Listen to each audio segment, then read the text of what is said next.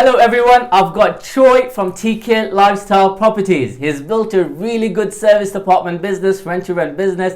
So I have just asked him here to join us on this interview to see what lessons we can learn of him. So Troy, thank you so much for joining us here today. Thank you for having me, man. Thank you for having me. I appreciate it. Wonderful, thank you. So I see you doing these large deals, man, taking over these massive developments and turning them to service apartments. Yeah. So you weren't born with a golden spoon. So what's all that about? What inspired you to get started in this? So what inspired me? Essentially, like it was really being able to control my time, also control my income, and really being able to essentially just have the control of that because I started.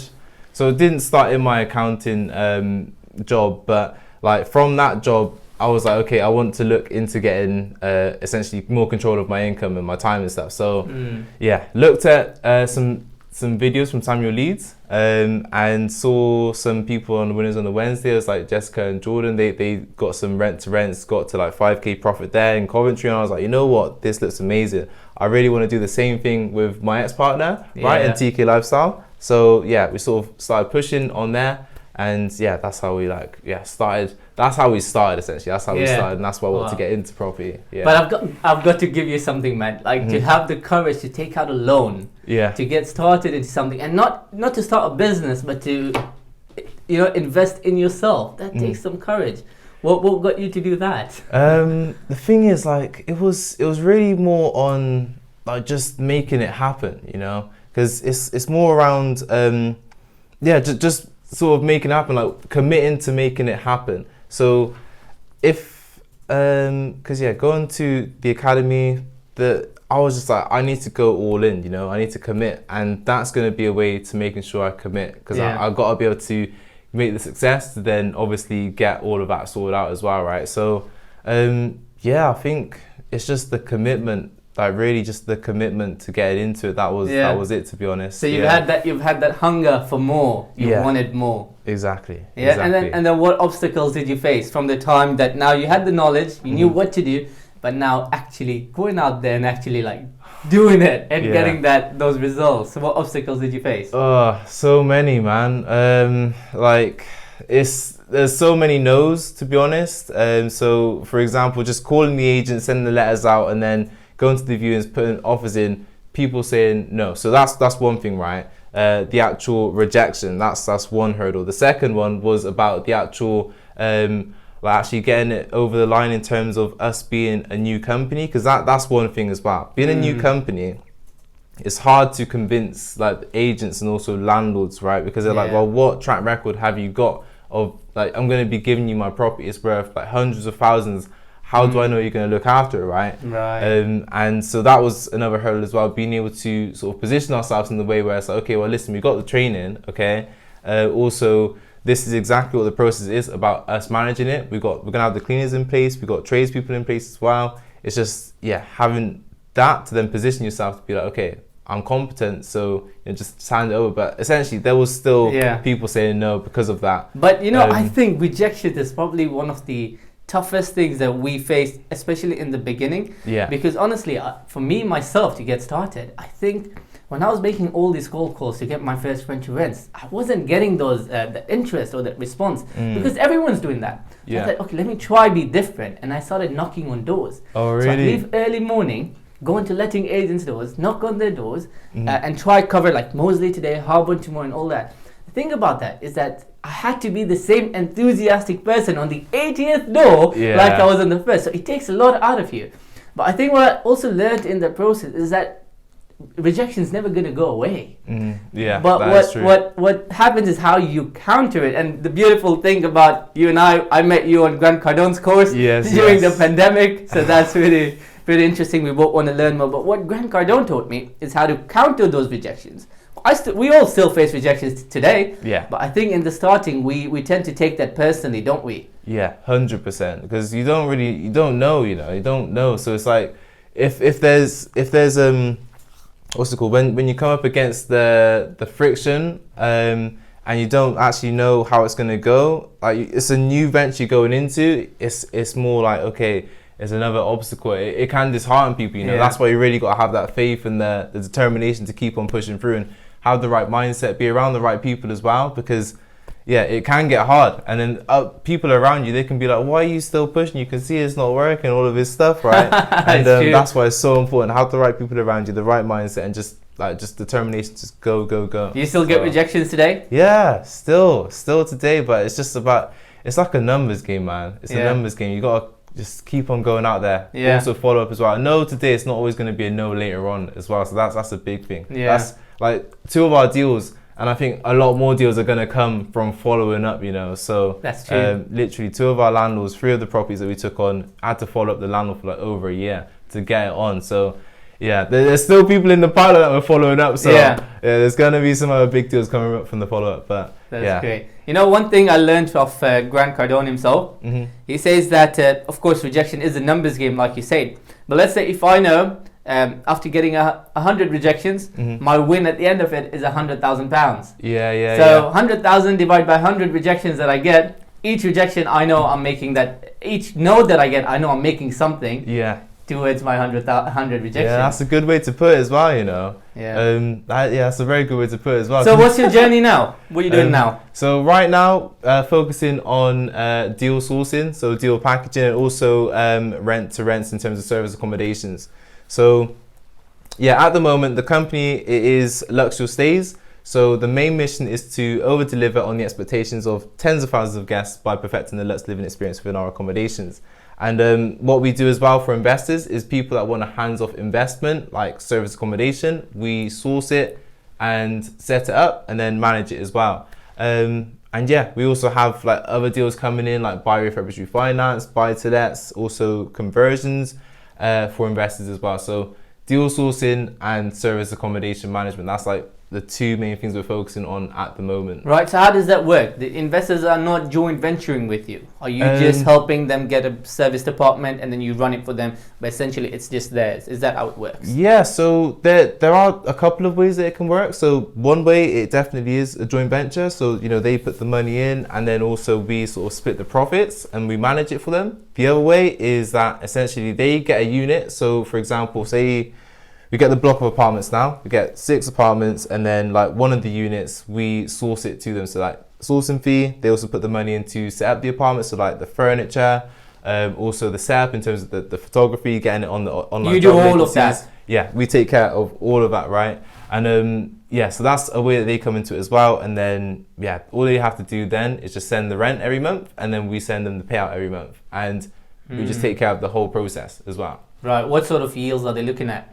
So if it's a rent to rent, what we essentially look to do is to get the return within like the first 12 months. So like however much money goes into it, get the return in the first 12 months, and then it's normally like a 3-5-year term.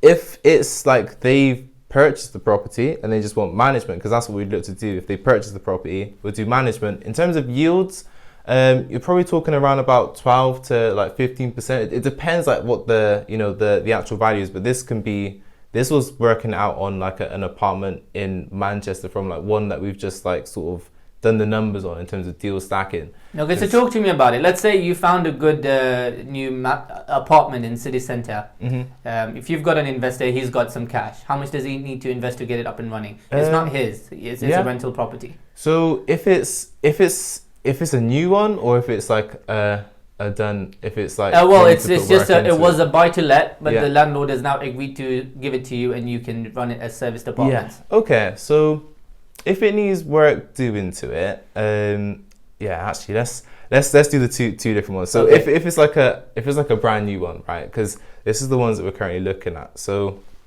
if it's a brand new one, the main thing that would probably need to go in there is furniture. So the additional investment of the furniture would probably be around about 5k.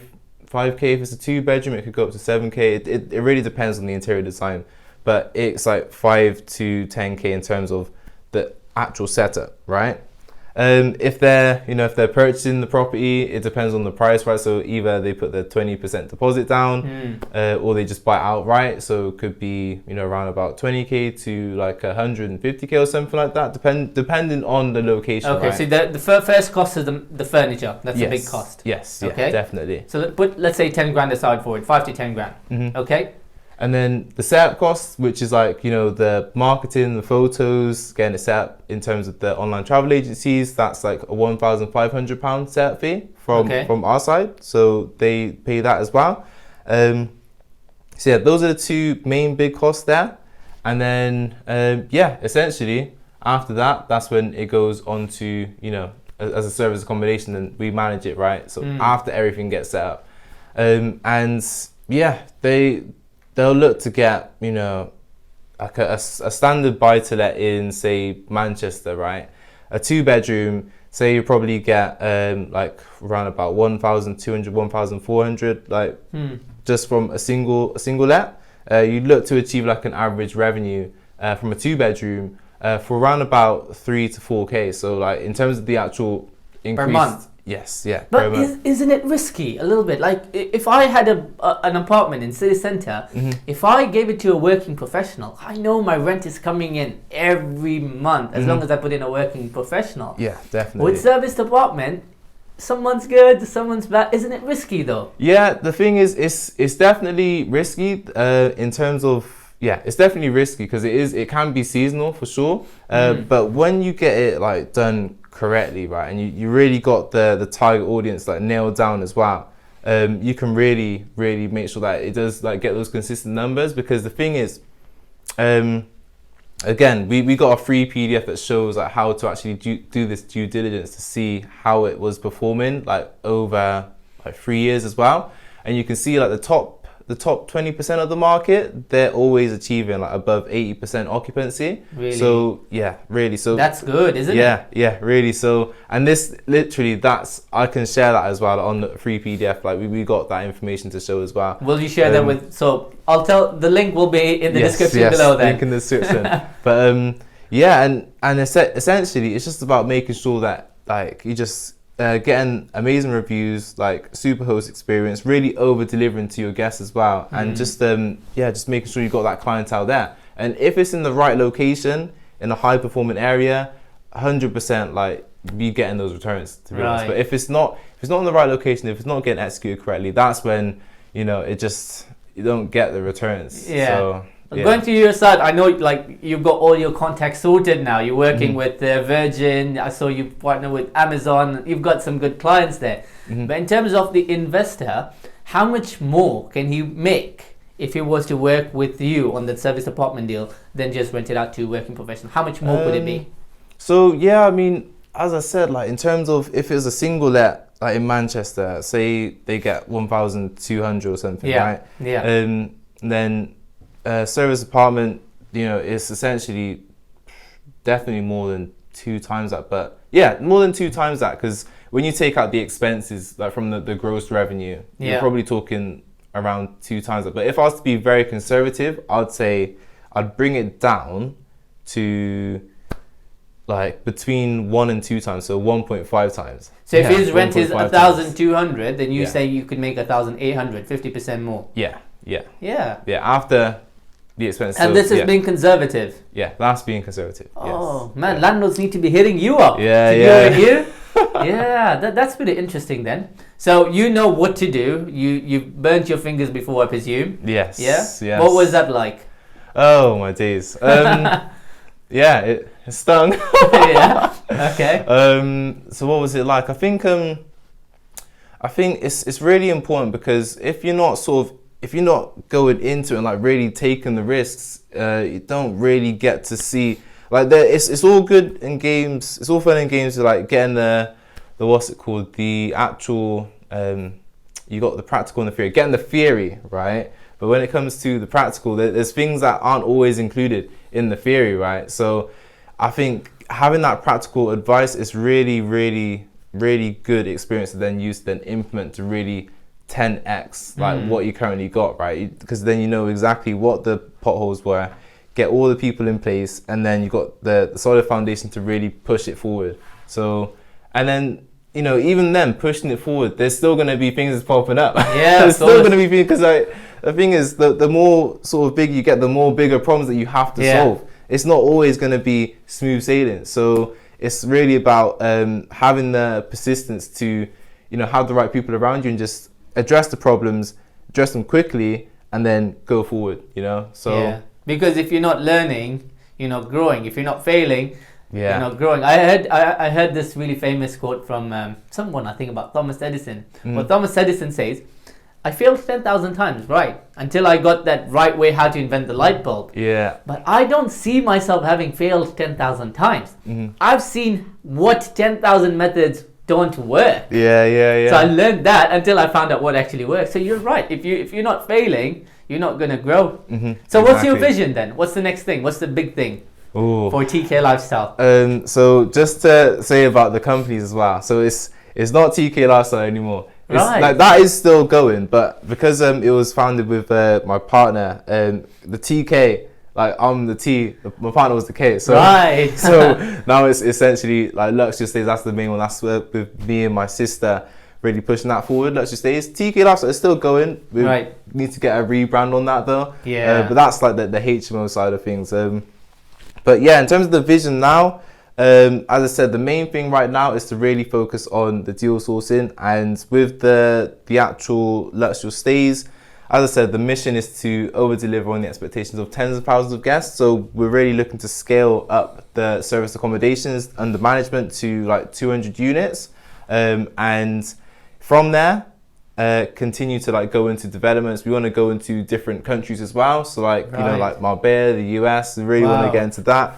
And yeah, that's like the first step. That's the first step that we're looking to do, and then after that, start to go into purchasing properties as well. But the first step is to master this like over delivering on the expectations. So do you think you're going to be deal sourcing as well while you do that? Yeah, 100%. Do you feel sometimes it's difficult to get really good deals? I believe it depends, like, because there's always deals around, there's always deals that's coming in as well. And I think the big thing is just having that network as well, because we work with co-sources as well, so that they're always bringing deals in, as well as us going out and finding deals. Yeah.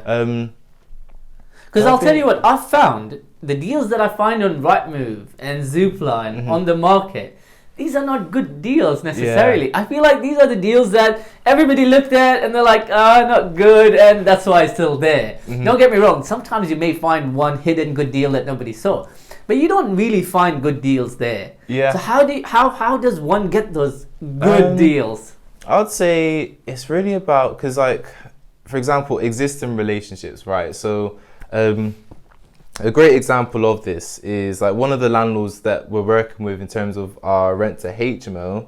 They're looking to sell other properties, right?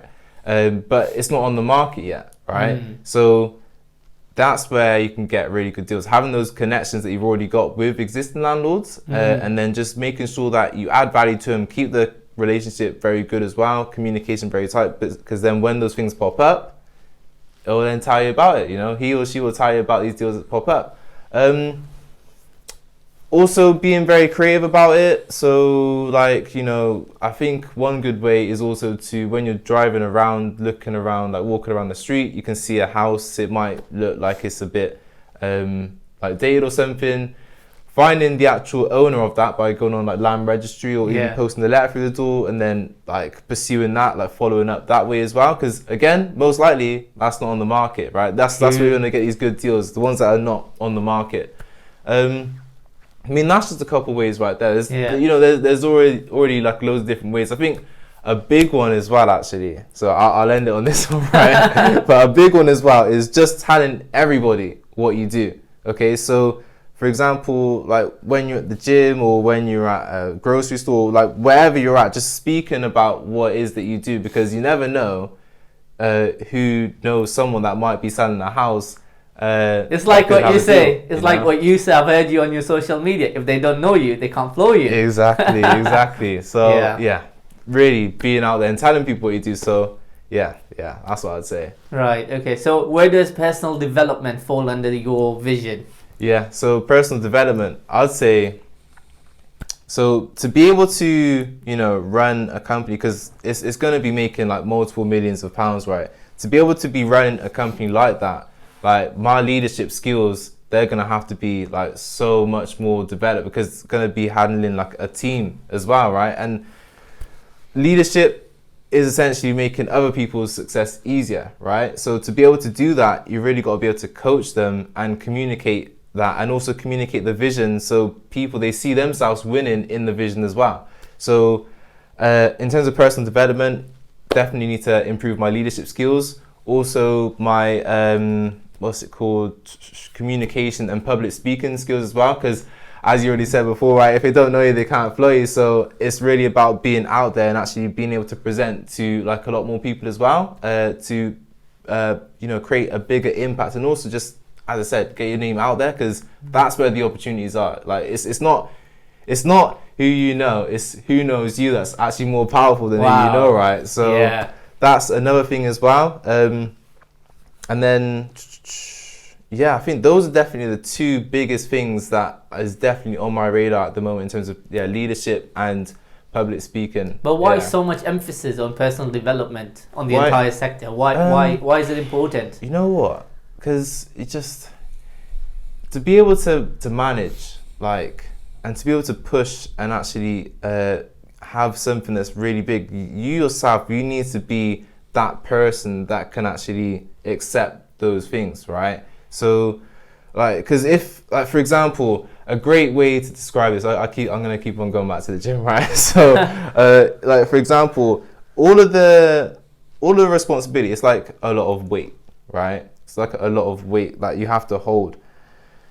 And, like, for example, if you're in the gym and someone puts, like, 200 kilograms on someone that can't really lift up 200 kilograms, and they're just going to collapse under the weight, right? So it's the way that I see personal development, it's about really training yourself to be able to lift those weights up and actually be able to actually manage them to then keep on pushing to get more weights on, because that weight is essentially the responsibility, right? When you look to push into getting like 10x the amount of business, you're taking on so much responsibility.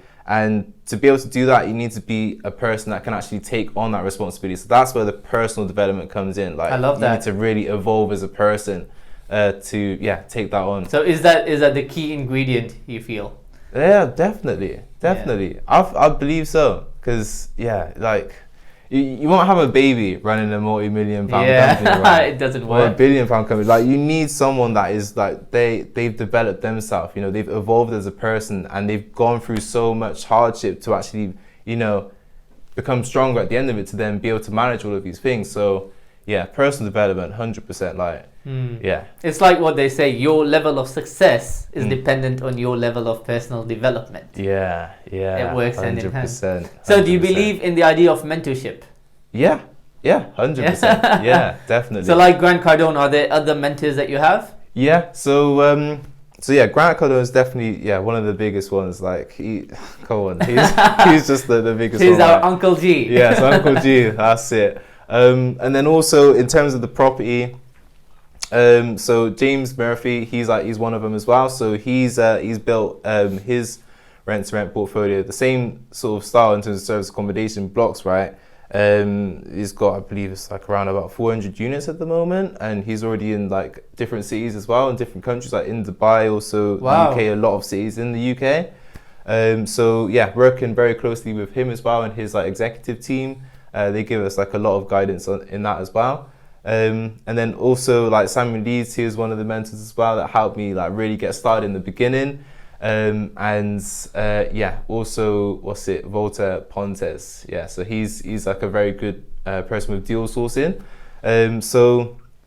Essentially, drawing. So you just knowledge. Take the information, whatever you think works. Yes, all of them. Exactly. But I think in terms of the one that I'm leaning into the most, for sure, I'll say it's Grant Cardone. To be honest, because like essentially, he's what he's created and the impact that he's like having as well. Like it just makes the most sense, And the thing is, I don't want to dilute too much information as well. I want to really focus on like a minimum amount of people, because when you listen to too many people, what can happen, like for example, if you're driving somewhere, right, and you got one way to go, you go forward, you go left, you go right, got people saying go forward, left, right, you're not going to go anywhere, it's going to stop, right? So That's why it's really important to make sure they all align as well. So there's no sort of mixed. So what sort of directions. changes have you seen in yourself, perhaps in your day-to-day routine, that you see in yourself now compared to when you didn't even know or believe in the idea of personal development? What difference do you see? Definitely a routine. A routine when waking up. Morning routine, because like starting the day correctly. Also waking up early as well, because I never used to really do that. But I'd say the biggest difference is my mindset, really. My mindset and my belief into what's actually possible. And what I believe I can do as well in terms of my potential. Were you limited before then? I believe so. I believe like... In your mind? Yeah, in my mind, because like I always knew that like I could achieve a lot bigger than what I had, but the actual belief in terms of like seeing someone that's there and then being like, okay, I can actually see myself there and actually see what I'm doing now is actually bringing me there. Wasn't there. And 100% there was limiting beliefs, 100%. Like things had to get unlearned and then relearned. Well, no, not relearned, but unlearned to then take on new things to increase the belief lid, right? Because there was so beliefs. if there is someone out there listening and is ambitious but doesn't know where to start and has those limiting factors, what do you think is the first thing they need to do?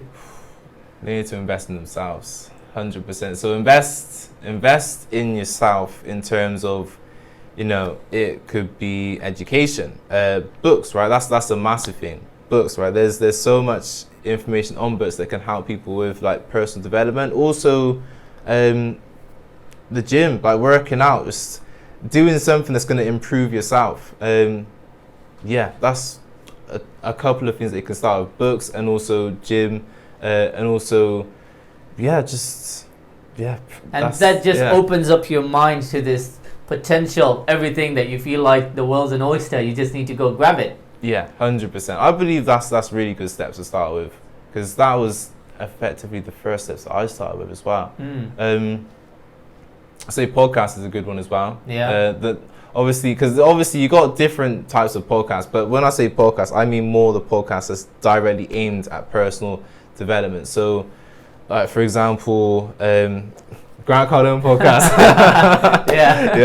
He goes straight on that. He talks a lot about in terms of money, also marketing, sales, because like these are really big skills that you need to actually develop yourself as a person, right? You need to know how to get out there, how to speak with people, how to be a confident communicator, also how to manage money as well, to be able to attract more money as well. So books, podcasts, gym, eating healthy. So you spoke about routine. So what does that look like for you now? So wake up, first thing I do, write down my goals, work on my actual goal plan. So that helps me to really stay stay focused on the goals. Every single day? You write your goals for the day, what you want to achieve it? So not the goals for the day. So I got like 1 year goal, 3 year goal, 5 year goal, but essentially it's like whatever the goal is. It can be a daily goal, but what I normally write down is like my yearly goal, right? So is it like you're reminding yourself, hey Troy, this is what we need to work for? Yes, exactly. It's like, exactly. So, and it helps with subconscious as well, because once you keep on drilling it into you sort of, things start to happen. You get more creative about how you actually do things. You be more intentional about your time as well. And then it's just a reminder to yourself to just recommit, recommit. If you're doing that every single day, then there's no way that you're going to sort of come off the track in terms of focusing on what it is that you're looking to go and achieve. So that's one. Then after that, I do some training. So at the moment now, I'm doing a Cardio New training. So I do that for either 15-30 minutes. It depends what day it is. If it's in the weekday and I have less time, I do it like 15 or 30 minutes. Do that and then go to the gym. So every morning. So I try to do it every morning.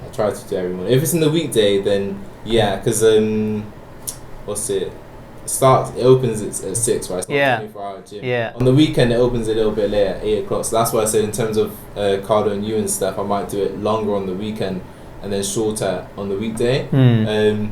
So yeah, and that's like the perfect, that's like my perfect sort of morning routine. What about the end routine? The end routine. So essentially make sure that I go to sleep like before 10. So that's like proper end routine.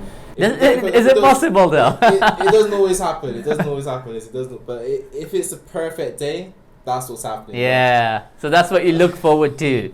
Yeah. And then essentially write the goals down again, and then also just go through what was the wins for the day, and then sort of plan out the next day as well. Wonderful. Then, I love what you said about reminding yourself what your end goal is.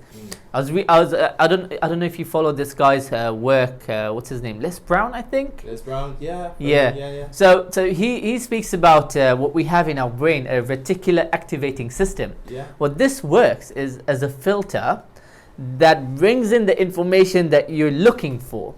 So at the moment, if the brain was to allow us to absorb all the information around us, we would go crazy, we'd go nuts. So what this system does is it filters out the 90% of the information that you don't want. It knows you don't want, and it'll attract 10% only. So a good example is if I tell you, hey Joey, look around you, tell me where you see the color black. So you're like, okay, I can see that's black, I can see that's black, I can see that's black. If I tell you, okay, close your eyes, tell me where you saw green. You're like, actually, I don't know. I don't know where is green. But if I was to tell you, open your eyes and look for green, so then you'd be like, okay, I can see this green, maybe the book's green. So that's how the reticular activating system works. So it's quite interesting, you say, if you write your goals down every day, you're attracting that, something like law of attraction, also like, isn't it? 100%. Yeah, that's a really good way of doing it as well, because it really simplifies it and actually, like helps anybody that's watching think, well, why are you writing your goals down like that? Exactly, like breaks it down very simply, and literally, I like that. Oh, I love to see how you focus on personal development. So about your future goals, then, what would you say is the most obstacles or the difficult obstacles that you're facing now towards getting there? That's a good question. What's the challenge? What's your current challenge now? I'll say right now it's getting like the people in place. So that's like the biggest thing that we're working on at the moment. So getting good team, is that what you're saying? Getting good people in your team? Yes, that's right. Because we're currently looking to get a new operations director. Okay. So this is someone that's really gonna help us like have that foundation to push forward and take on a lot more units, because the operations like really need to be tight when taking on a lot more units, and also just making sure the rest of it's running smoothly as well, so we can really focus on the outreach in terms of attacking to get more and expanding stuff. So that's probably the biggest hurdle at the moment that we're facing. It's the main focus, but at the moment we got a very good candidate that we're currently going through the sort of like referencing process with. We're looking to close this up like this month, November 2022. Hopefully. Right? But that's like the biggest thing right now that is. But do you think that problem will ever go away? No, I think we're always gonna have to keep on getting more people, 100%. And good people. That's always gonna be a challenge. Yeah, exactly. But I don't think it's ever gonna go away. I think you're always gonna need to get good people around you as well. So. We were just talking about fractional reserve banking, how that works. If you look at a general bank, they have like 1,500 staff members. To be the chairman of the bank, you need to have found 1,500 good people who'll get their work done, how to have those systems in place. Also falls in place with how you were talking about personal development. If you're a 15-year-old kid eating McDonald's every day, watching TV, you can't be that chairman. No way. So I think that problem just never goes away. And that's when it comes as well to like what we're doing right now, right, in terms of personal development and also public speaking, because to be able to attract the good people, first of all, they got to know you, right? They got to know what you stand for, they got to know what your mission is, and they got to be like, well, how would I achieve my goals within their mission, right? Because to create a big like movement, a company, you need that mission, and to attract people that's going to want to help to push the mission. Because the thing is, it's not the business that moves the people, it's the people that move the business, right? It's the people in the business that's going to make it grow. So it's about how do you get that mission crafted to then attract the good people. So yeah, I think and it's obviously not, it's not going to be as simple as that. So I think we look at the problems that, let's say, Richard Branson or Grant Cardone or these guys face. They're on another level, aren't they? Yeah, 100%. Yeah. Yeah. So problems never really go away. No. We just need to grow from it, streamline the process so that it's easier to do the next time, isn't it? Yeah, exactly. Because like one thing that like Grant says as well, right, is that you don't want less problems, you want more problems, because essentially the more problems and the bigger problems that you're solving, the more sort of value that you're adding, and that's where, you know, the increased like income, the increased size of the company comes from solving bigger problems, right? Because so that's why it's like, okay, so to be able to solve bigger problems and more problems, you're gonna have to do personal development and be that person that can actually take on those problems, tap into another level to actually take on those problems and keep on pushing through it. So there's always gonna. So you also spoke to me about your goals. You want to have a couple thousand units. You want to be in different countries. What's your 5-year goal? Where do you want to be in 5 years? 5 years. So we're talking personal, professional. Well, all of it, because you know what I've noticed. People tend to overestimate what they can do in 12 months, but they tend to underestimate what they could do in 5 to 10 years. Yeah. So in 5 years, who's going to be Troy? Who is Troy? Oh yeah. So that's a very good question. So the aim is to definitely be managing like a lot of sort of like 100. So in terms of the businesses, overall to be managing businesses like over 100 million in revenue, so like group of companies, and to definitely be involved in the actual aspect of like actual what's it called, like investing into companies rather than it just being like in property, right? Actually investing in businesses and stuff and turning them around as well, right? And then having that having the executive team around me that help to actually manage it, because obviously it won't be me in all of the businesses like doing everything, right? I need to have that team around me that's helping me to do all of that. So really building now and being able to add value to like a load of business owners as well by doing that. So that's like in terms of professional stuff, that's that there. In terms of personal, so want to have like multiple houses in different countries, right? Being able to just fly about whenever I want to as well, and then also like, you know, just take my family wherever they want to go as well, and also host pretty big like host mastermind events in different countries as well, right? So people that are looking to level up, also be around the right people, host those events and add value to people that way as well, and alongside that, the actual impact that's going to be created from actually document all of it as well, it should hit like millions, I believe. Hundreds of thousands of millions or something like that. But yeah, the impact is going to be pretty massive there as well. Wonderful. And yeah, that's like the personal, professional. Yeah. And financial to definitely be what's it like worth like over 50 mil. Yeah, I'm sure you're gonna do it. I'm hoping we both are on the right track. 100%. Yeah. Okay, one thing I'm really curious about, right? I see you have now become an online marketing machine, yeah? I see you on all the platforms now.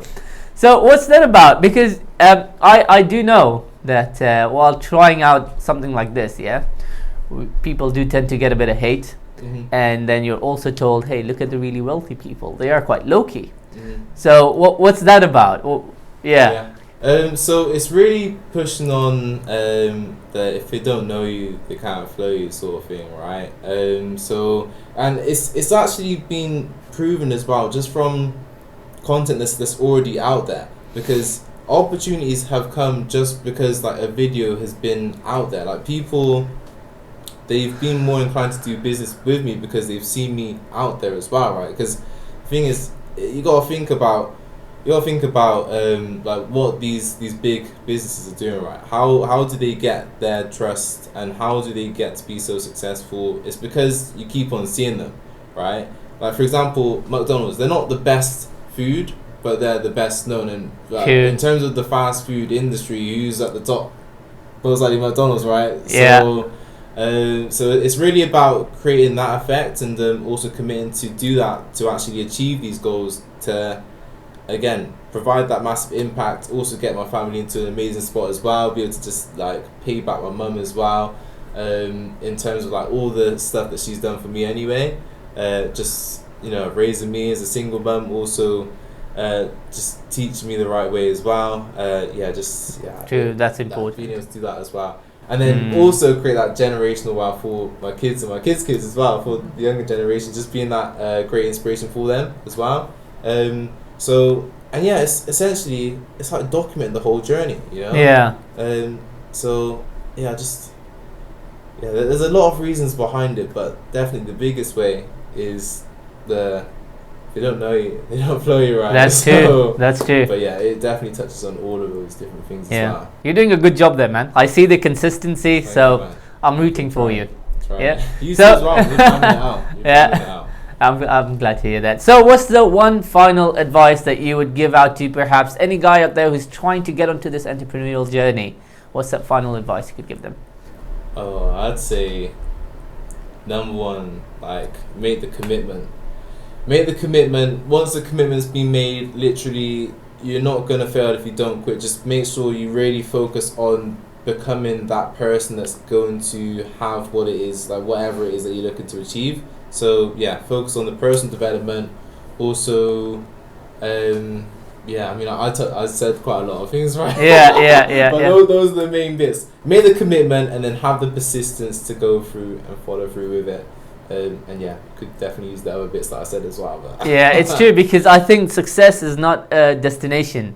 It's the journey. It's the journey, yeah. So if you're making a commitment just to go on this for 6 months, you'd rather not try. Yeah. It's a lifelong journey. The obstacles never go away. We were talking about just the finding good staff, good people to join the vision.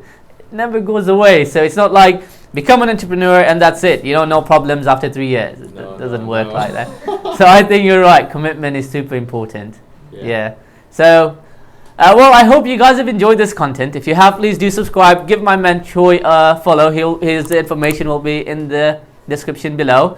Subscribe, hit the notification bell, and we'll see you in the next one. See ya.